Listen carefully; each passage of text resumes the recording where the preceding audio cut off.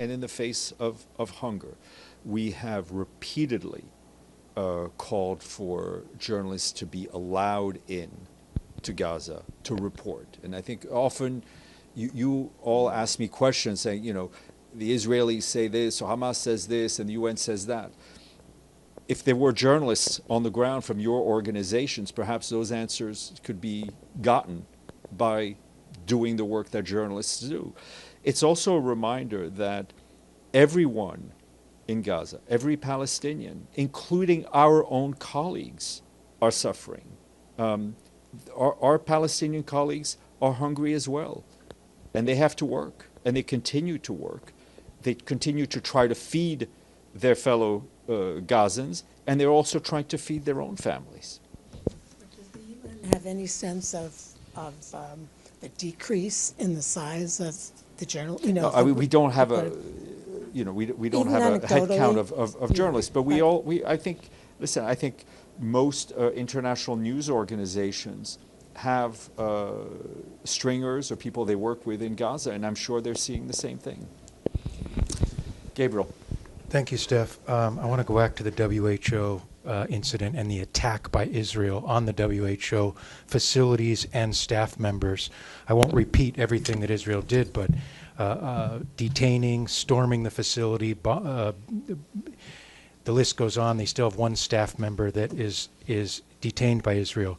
If any other member state did this to a UN facility and UN staff, there would be major uproar. But it seems like, because Israel is doing it, and because they've been doing it for 2 years now, that it's just sort of a shrug of the shoulders. Not you, not the SG, but just in general. What is the SG going to do to finally end this impunity by a member state? The Secretary General cannot be and should not be a lone voice in the desert. United Nations staff serve on behalf of the United Nations, and the United Nations is made up of 193 member states who all signed on to the Charter, right? Who all signed on to the Universal Declaration of Human Rights. All those countries have to respect international, have to respect the Charter, and when others don't, they have to call them out. Okay, yes, Pam. Thanks, Steph. A little more on UNESCO. This DG, Azoulay, increased the programs to fight anti-Semitism.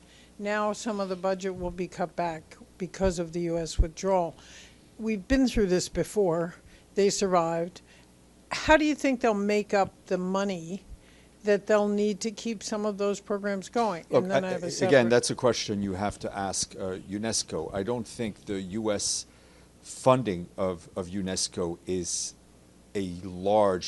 nowhere near the share of the Secretariat's own funding. So I have no doubt that they will continue their activities because they believe in those activities, and they will continue those. Oh, sorry, Yep. just a second. On next week's two-state solution conference, we haven't gotten much. Now it's been postponed once. One would think maybe there was a more of an agenda or list of speakers, and we haven't gotten I don't any. have much more detail. I would encourage you to check with the French and do you Saudi expect missions. an outcome document? I think you have to ask the organizers. I know, they don't seem to answer. Okay. And I do expect the Secretary General to speak at the opening session. Thank you. Michelle Nichols. Thank you, Steph. Two quick questions.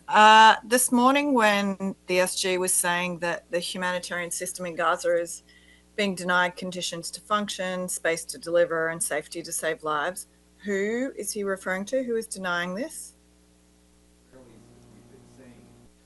We've been very clear, have put in place a system that is strangling our humanitarian operations.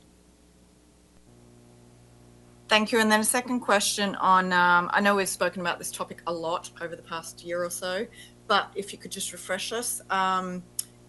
Israel and the US say that mass aid diversion by Hamas is a key reason why Gaza Humanitarian Foundation is needed. Has the UN seen evidence of mass aid diversion by Hamas in Gaza? No. And I think our friend Carl Scow used more words to answer that question when he was here about 10 days